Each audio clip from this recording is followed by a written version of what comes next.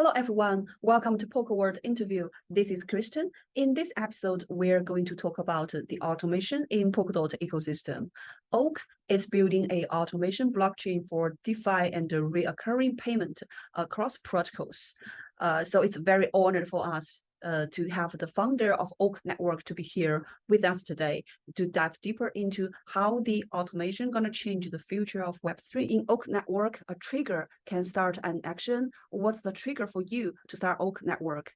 What's the drive behind the market fit, your interest, or your background? Yeah, that's a great opening question. The trigger for Oak.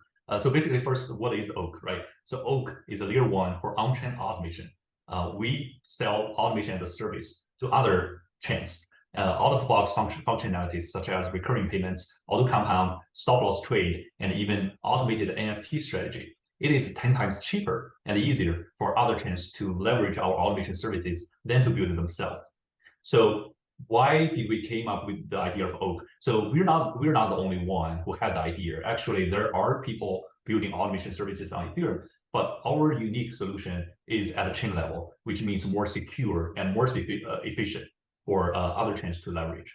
The reason we started Oak is because I have been in the crypto space for 5 years. And back in 2017, 2018, there was a war among public blockchains fighting for scalability, specifically horizontal scalability. What that means is that more transactions and faster transactions on the layer one blockchains. So billions of dollars were poured into the public war back in 2017, 2018. And looking at today, 4 years after the war started, it's pretty much over. We got big winners such as Polkadot, Solana, Near, Avalanche, who are all very fast, right? They have thousands of transactions, TPS on chain, very scalable. So we think that war is pretty much over by 2021. So in January 2021, we started another dimension, which is vertical scaling. Other than horizontal scaling, it's vertical. Basically meaning instead of having these more and faster simple transactions, in the next 3 to 5 years, the transactions itself will become more powerful, meaning it can do more. So this automated transaction is one big category of that. Because think about it, why you need to, let's say if you're sending a monthly payment to a creator on OnlyFans, why do you decentralize OnlyFans? Why do you need to log on to your MetaMask, type in your password, and send the transaction manually every month, right? We never needed to do that in the real world. We have ACH payments. Like if you were able to pay the internet company $49 every month, you just set and forget, right? The bank will do the payment for you. So the idea of Oak actually came from the bank. Basically, the two innovations we have done in Oak blockchain are these. First is that we turn the blockchain from a passive engine into an active loop machine.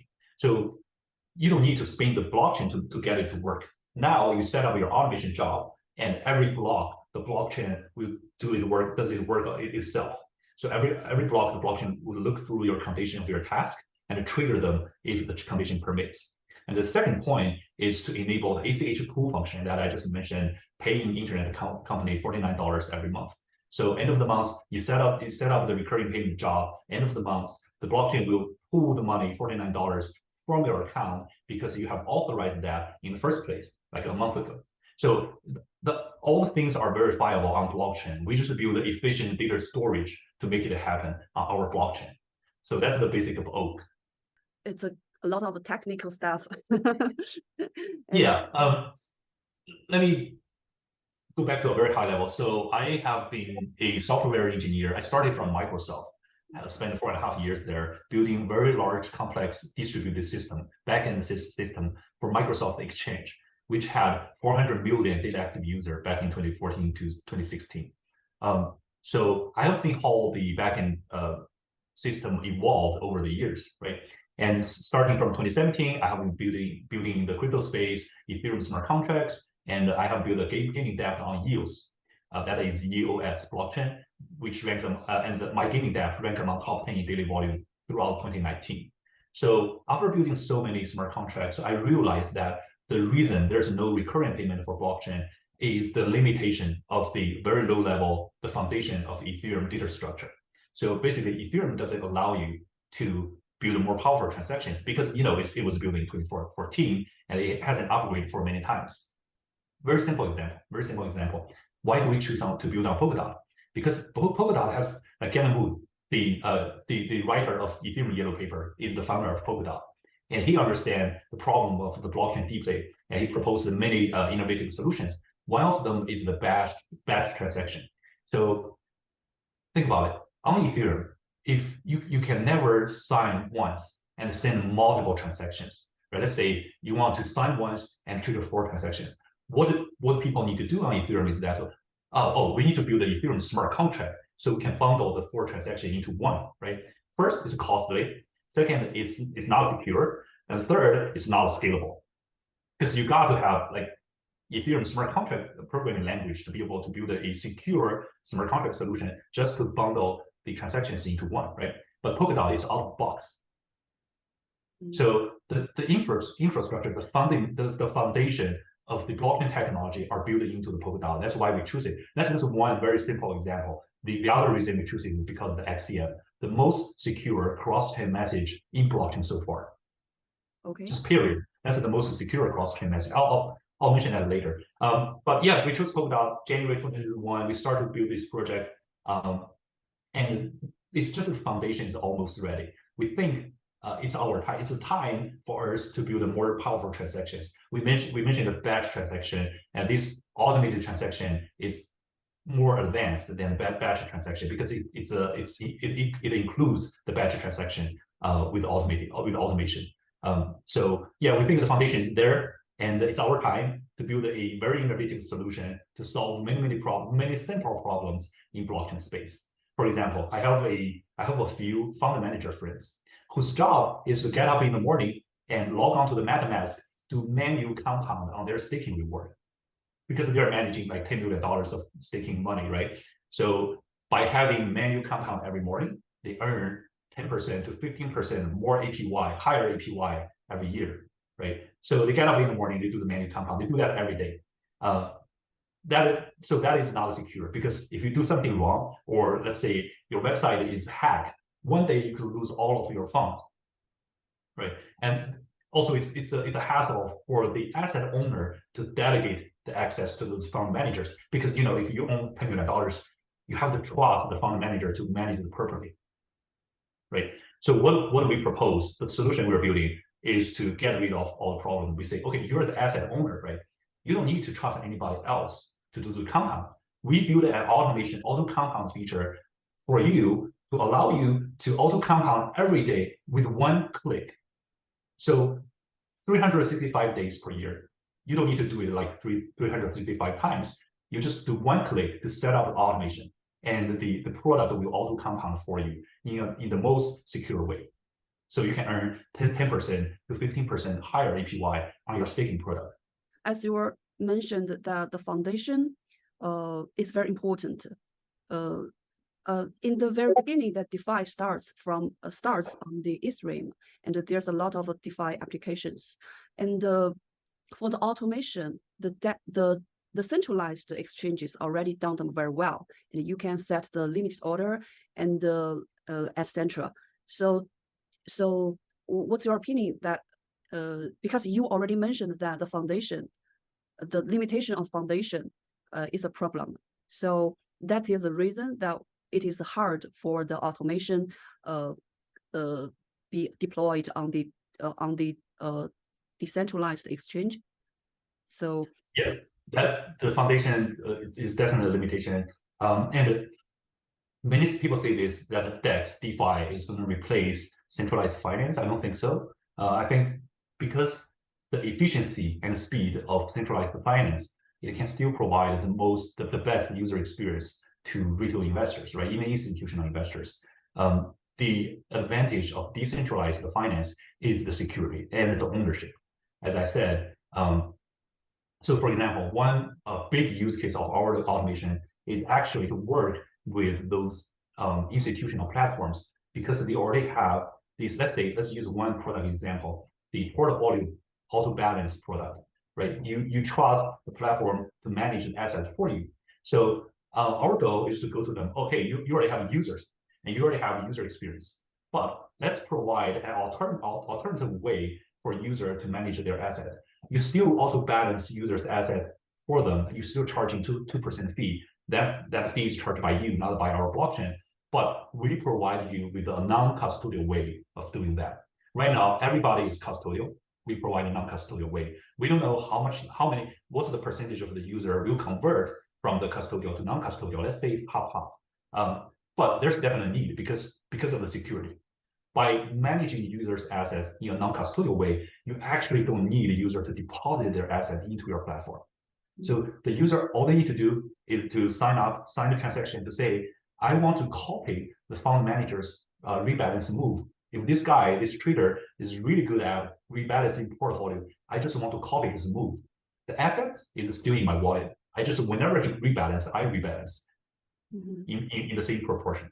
That's our goal. So I don't think DeFi is going to replace CeFi. CeFi still have the best user experience. It's fast, and if you trust the platform, they do a great job. They do a great job already. Actually, today, Fidelity just opened up crypto trading for retail investors. That's huge. That's like the most secure and largest platform for US citizens. So I think that's huge for crypto. But they will still provide services to those inexperienced crypto traders. On the other side, if a power user knows how to handle his own asset and how DeFi works, we want to capture the market to tell them, hey, our automation can help you better. We have DEX, and it was very early. And why there's no automation before? It's only because of the limitation of Ethereum foundation, or there's other reasons why it is so hard? So yeah, this is how technology evolves. Let me give you an example. In 1940, IBM started to build computers, right? But their sales didn't explode until 1962. So 22 years, IBM just spent billions of dollars building the technology, and finally it took off. And IBM became the most valuable company in the world in 1962, right? That's how big it is. So the technology hasn't, if you look at crypto, Ethereum launched in 2014, right? It has been 8 years. So over the past 8 years, people haven't focused on this category, because the first category, 2017, everybody wants to build a new consensus method so they can have 700,000 TPS on public layer ones. So they were focused on that. It's because you have to solve one problem at a time, and there's a thing called adjacent possible. So basically in 2017, this automation, basically without subscript, the adjacent possibility wasn't there. So if I want to build this automation in 2017, it's not possible.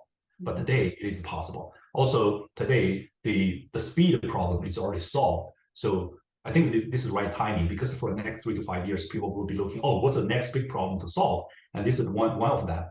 Basically, the transaction becomes more powerful.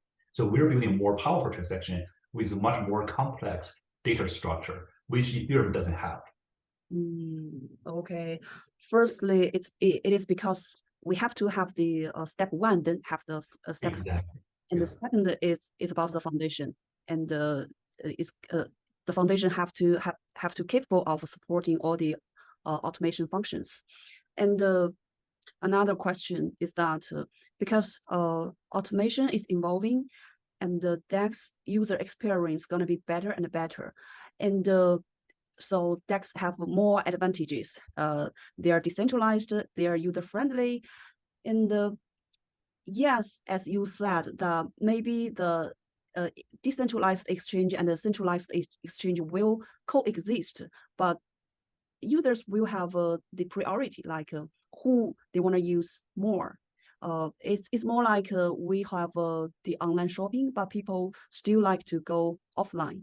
So what's your opinion, in the future, the mindset of people, how they're gonna choose and how they're gonna think of these two products? Yeah, I think the two products fits different audience, different users. For example, it's not like winner take all market, because they're so different. So for example, the user experience of DEX this is my opinion, will never look the same as those on SEX, like a centralized exchange, because the foundation is different, right?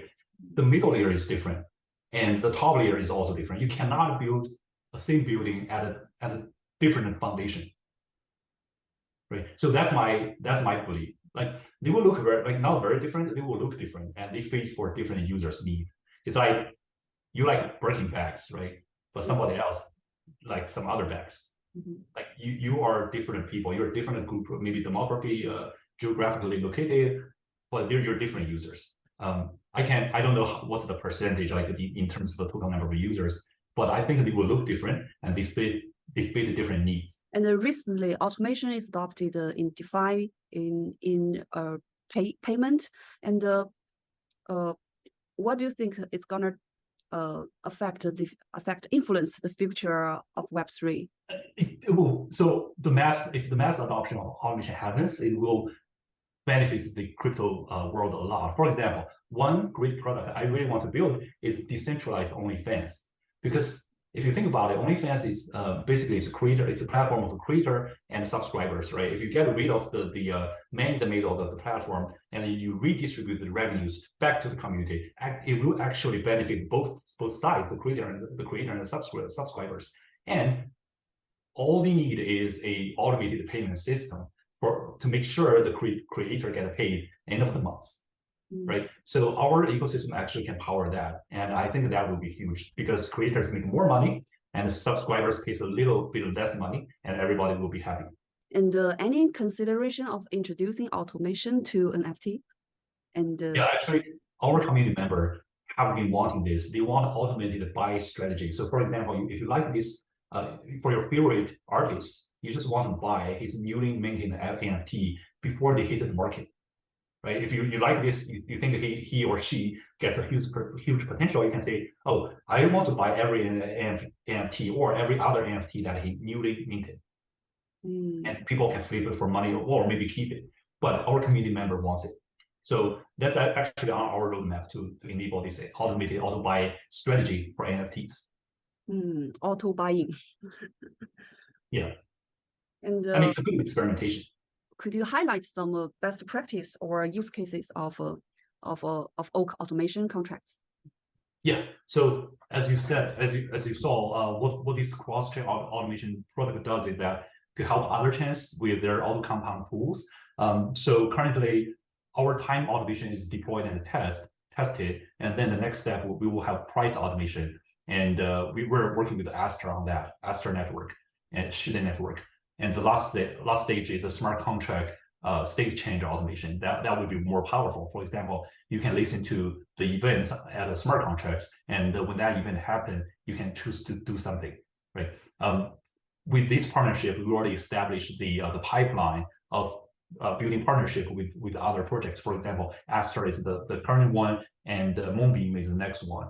So basically, we sit together, we'll show them a design doc, explain how this works. So this is very simple on the UI, but like 5 steps on the UI. Like for users, there are only 2 transactions, so 2 signatures. But behind the scene, there are 20 steps for this work, like this product to work. So we'll explain the 20 steps, but the most importantly, we will ask them, hey, you need to define your end user experience. What's the end result of this product, right? What do you want your user to do? For example, Aster say, we already have auto claim and auto redeposit this compound solution on our dashboard, but that is manual.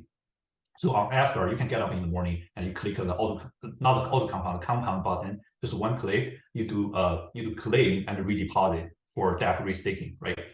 So they want to automate the process. So we sit together and we define the user experience. The user experience would be that for student users, they don't need to be aware of Turing token, TUR token, or Turing network. All they need to do is to say, I'm going to click on this button, and I'm going to turn this manual compound into auto compound. That's it. For students, it's even simpler. It's just one click. But behind the scene, there are more steps for us to do because first, we need to convert users' SDN token to our Turing token and send them over to Turing to set up an automation task. And every day, Turing needs to trigger the task and send the task back. Also, need to convert the Turing token into SDN token to be able to pay the fees. So it's a two-way XCM operation that happens every day, but to users, it's as simple as one click. So that's the practice. We sit down, define the product experience, and then we go deeper. Like, what's the technical component that we need to do? And the last step is the testing. We will test in local environment, like developer environment, and then we test in local environment, which is Turing staging network with Rockstar, which is Aster's local environment, and then we go to Turing environment and Shiden network. Okay. And given the fact that Oak operates on Polkadot, how can it reach beyond the Polkadot ecosystem and appeal to projects outside? There are too many in this sense we can't afford to lose. Yeah, we are figuring it out, but I cannot disclose what the second ecosystem we're going to. But it's a new major layer one ecosystem, so we're trying to figure it out. Mostly because almost the entire dev team of Oak is building Rust. Mostly because I think Rust is becoming widely adopted by the major layer one ecosystems. So there are more and more people, like projects, are using Rust. So our skill can be carried over to the new ecosystem. It's very easy for us. Yeah, I mean, it's a barrier between EVM and Solidity, but our team is Rust. Yeah, and we are figuring out the most important thing is how to pass the message over securely. Security is the biggest concern we're working on. Because Polkadot mentioned that they're gonna have the bridge to connecting the network outside of ecosystem. So that's gonna help. Oh yes, Snowbridge. To be honest, I think we'll move faster than Snowbridge, depending on the innovation speed. Polkadot is a large ecosystem, right? Like it cannot afford to deploy a risky product. I mean, it takes much longer to test the product. But we're smaller, we're nimble. It's easier for us to move faster. So I think we will, our goal is to be there like Q1 next year. So we will move faster than Snowbridge. But if Snowbridge is ready and mature, we can definitely leverage Snowbridge. That's a good call. We can move to the next topic. Everyone is buzzing about the FTX. So what's your opinion? Like how the fallout from the FTX collapse is affecting the crypto industry, especially centralized exchange and DeFi? Back in 2017-18, there are a lot of shitty projects that didn't handle their assets very well. Like this year, it was definitely a great bull run of crypto. But what's beyond my, what surprised me is that even with such a large amount of money under management, they still couldn't, because there's no regulation, they couldn't handle it very well. That surprised me a lot. It's going to be bad because, many investors invest into crypto projects which won't make it through the bear market. I have seen that back in 2019, 18-19 time. It was really bad. A lot of developers just couldn't get paid. They couldn't live through the bear market. That will happen the same to this this ecosystem today. I think we haven't seen the worst. The worst will probably come in 6 months or 1 year later. It's really died down and it's really quiet, and that's a time of building. But so we're building. So in terms of ourselves, we already raised 2 rounds, almost about $10 million. So we have sufficient amount of money to live through the bear market. Our current runway today is 36 months. So for the next 3 years, we are prepared. Just build with a few guys in the marketing team, in the BD team, and the majority of our job is just to build. I think which is true for the majority of the crypto projects, because there's not so much marketing activities, right? So there's not so much to do in terms of marketing. You just focus on profitability, providing services, make money with your service, from your service. I think that's just the reality. This fallout is pretty bad. But in the long run, I think it's just natural. We have seen that after .com bubble, like 2002 to 2005, which was really bad. But we had Google, we had iPhone, and then Facebook, born out of the ashes of the .com bubble. So it's just natural, up and downs. But I just hope the developers, they have the confidence and they have the faith to live through the bear markets. Yeah, and FTX tells everybody a lesson that I think the compliance will interact more into in crypto industry, and the decentralization, the development of the technology is in highly demand. I think so, yes. And I think you already mentioned that you choose the Polkadot is because of the limitation of the Ethereum, and the foundation of Polkadot can empower a lot to the Oak network. Maybe in this part you can detail us that what are the unique features that can only be found in Oak network thanks to the substrate framework, but not available in any other blockchain-based automation protocols. Yeah.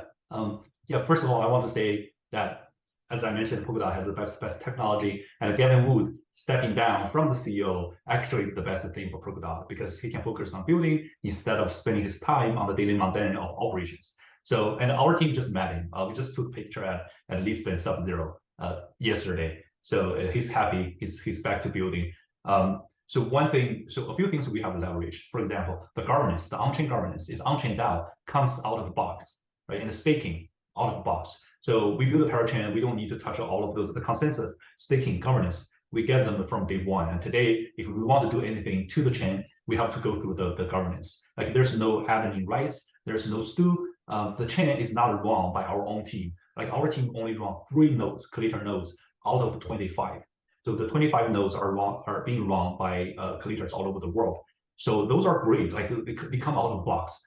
We get it for free. And what we really needed is the Lego building blocks of substrate blockchain, because they have 20 modules. We move around the modules and plug into 3 new modules to make the automation functionality. So basically, we plug the automations in and make sure they work well with other modules. So it's like a Lego building blocks. That's really powerful. That took us about a year and 4 months time. If we do that on Ethereum, it will probably double the time. So we won't be able to have this automation until 2.5 years later. So definitely save us about more than a year's time. Any upcoming plans in regard to the market or the tech sector that you would like to share? But technically, in Polkadot, we are seeing the bridge, like the XCM 2.0 came out early this year.